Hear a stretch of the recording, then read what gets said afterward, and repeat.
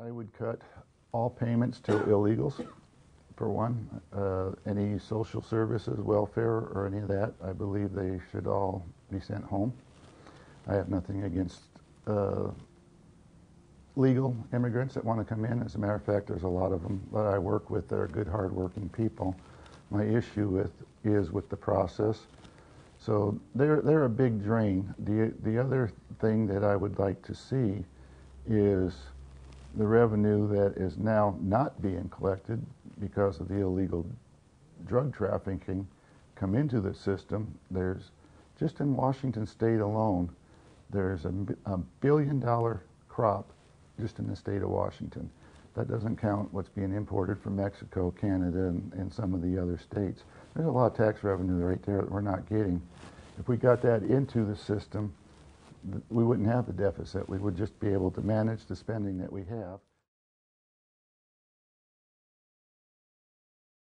I think we get overbearing, and I think the state government isn't to some extent overbearing. This is a difficult economic time, and I would look at where they're finding businesses and try to cut back on it unless it's absolutely necessary, because I think we're hurting a lot of businesses in the state of Washington. I've noticed the city's licensing numbers has been dropping, and if we don't have the trade and exchange, that's the sales tax alone, not to mention employees and livelihood working for businesses, we're going to have a real hard time coming. And I think we're getting a little too rough on business. Whether they're trying to locate in a business here in Spokane and just go through the hurdles of the permitting and licensing, that's getting, a little shop down on Sprague has to pay $50,000 because, whatever retail he was, he's now a little different retail.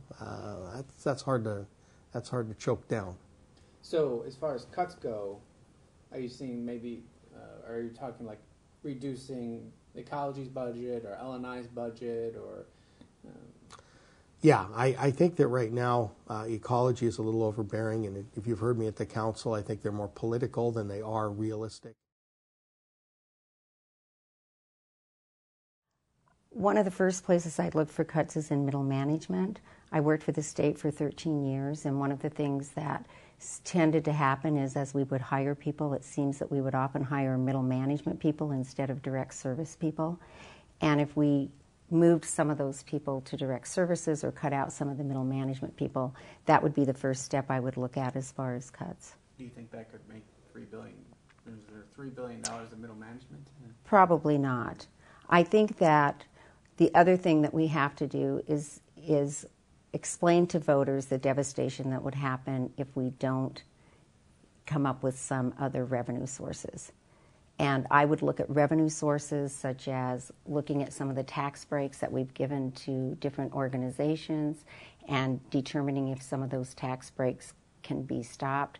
A lot of the tax breaks that have been given to different organizations don't have any type of sunset clause, and so once they get a tax break, they want it forever. And I think it's great to sometimes give tax breaks so an organization can get started, but I think at some point then everyone needs to pay their fair share.